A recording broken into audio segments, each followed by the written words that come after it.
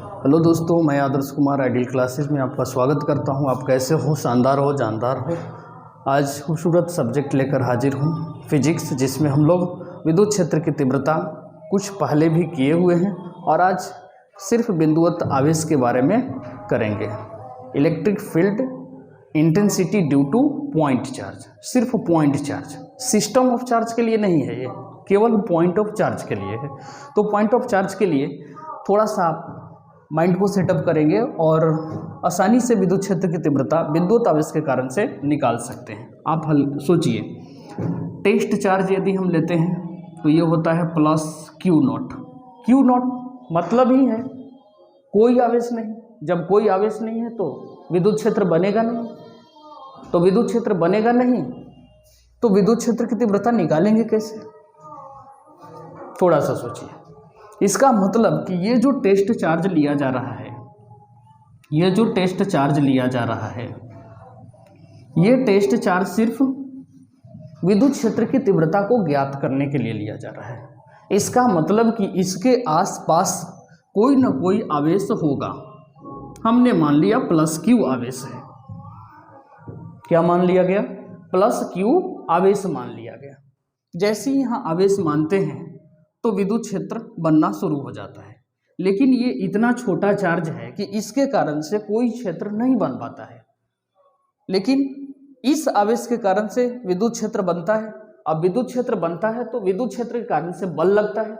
अब बल किससे निकालेंगे? कूलम्ब लॉ से। किससे निकालेंगे?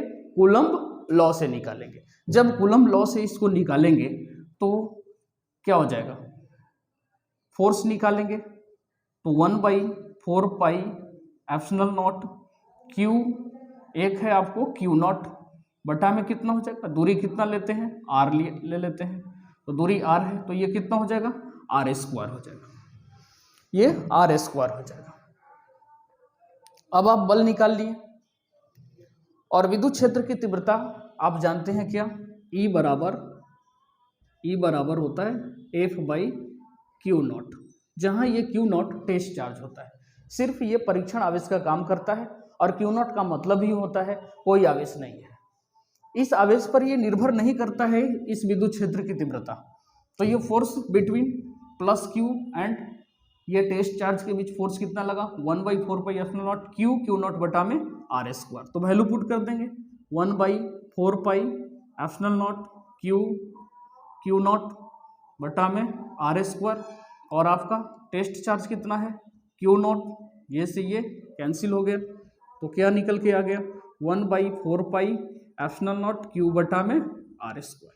यही बिंदुवत आवेश के कारण से विद्युत क्षेत्र की तीव्रता हो जाता है।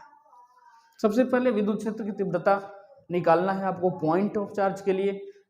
ये नहीं ध्यान रखेंगे कि ये सिस्टम ऑफ चार्ज है, सिर्फ पॉइंट चार्ज है, मतलब एक ही पॉइंट है सिर्फ, तो एक पॉइंट आप टेस्ट चार्ज के रूप में ले लिए। अब इसके कारण से विद्युत क्षेत्र बनता नहीं है तो एक अन्य चार्ज लेंगे प्लस क्यू। अच्छा, अब सोचिए कि माइनस क्यू ले लेते तो क्या होता? सोचिए, माइनस क्यू ले लेते तो क्या होता? माइनस क्यू लेते तो ऐसे आप डायरेक्शन निकालने के लिए, डायरेक्शन पर कोई, ये माइनस था, डायरेक्शन किधर बनता? ये यदि प्लस क्यू लिए तो इसका डायरेक्शन कैसे होता? इधर लगाता, टुवर्ड्स जाता, मतलब बाहर जाता, दूर जाता है। और माइनस चार्ज लेते तो इसका डायरेक्शन इधर हो जाता, माइनस में इधर हो जाता। पर यहाँ इससे कोई मतलब नहीं है। अभी आप यदि माइनस क्यू भी चार्ज लेते, मान लेते हैं यहाँ पे माइनस क्यू चार्ज लिए, ये तो हमेशा क्यू नॉट लेंगे, तो ये रिपल कैसे करेगा? ये इधर डायरेक्शन होगा। यहाँ भी फोर्स कितना लगेगा? इतना ही। कूलम्ब लॉ प्लस के भी बीच बताया, माइनस के भी बीच बताया, प्लस माइनस के बीच भी बताया, मतलब अट्रैक्शन भी, रिपल्सन भी, दोनों चीज को बताया। इसका मतलब कि फोर्स माइनस क्यू के बीच भी इतना ही लगेगा, तो एक्सप्रेशन इतना ही बनेगा। यदि इसको आप वेक्टर के फॉर्म में लिखना चाहते हैं तो वेक्टर के फॉर्म में लिखने के लिए ई वेक्टर बराबर लिखेंगे 1/4 पाई एप्सिलॉन नॉट क्यू बटा में आर स्क्वायर। ये हो जाता है आर कैप, और आर कैप बराबर क्या होता है? आर वेक्टर बटा में मॉड आर। तो यहाँ वैल्यू पुट कर देंगे, ई वेक्टर बराबर 1/4 पाई एप्सिलॉन नॉट क्यू बटा में आर स्क्वायर।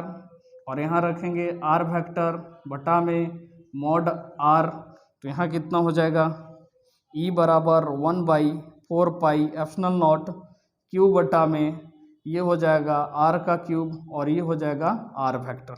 तो ये हो गया वेक्टर के फॉर्म में विद्युत क्षेत्र की तीव्रता, ये हो गया वेक्टर फॉर्म में। ये क्या कहेंगे, इसको वेक्टर फॉर्म कहेंगे। तो वेक्टर फॉर्म में माइनस प्लस दिखाया जाता है, बाकी आपको कहीं प्लस माइनस नहीं देना है। तो ये माइनस क्यू के कारण से यही फोर्स लगता। यदि माइनस माइनस तो ले नहीं सकते हैं क्योंकि टेस्ट चार्ज में हमेशा प्लस क्यू चार्ज लिया जाता है, तो या तो प्लस लीजिएगा नहीं तो माइनस लीजिएगा, दोनों से सेम आएगा। ऐसा नहीं कि प्लस लेने के बाद दूसरा कुछ आता है और माइनस लेने के बाद कुछ दूसरा आता है, दोनों के लिए सेम चीज़ होता है कि कूलम्स लॉ दोनों के बीच या तो माइनस के बीच फोर्स लगता है या प्लस प्लस के बीच लगता है या प्लस माइनस के बीच फोर्स सेम ही होता है। बस ये डिपेंड करता है कि दूरी पर और ये डायरेक्शन पर। डायरेक्शन चेंज होने से फोर्स का वैल्यू तो चेंज नहीं हुआ, फोर्स तो वही रहेगा, इसलिए माइनस क्यू के कारण से भी इतना ही होगा और प्लस क्यू के कारण से इतना ही होगा। आई होप आप इसे आप समझ गए होंगे। तब तक के लिए गुड बाय।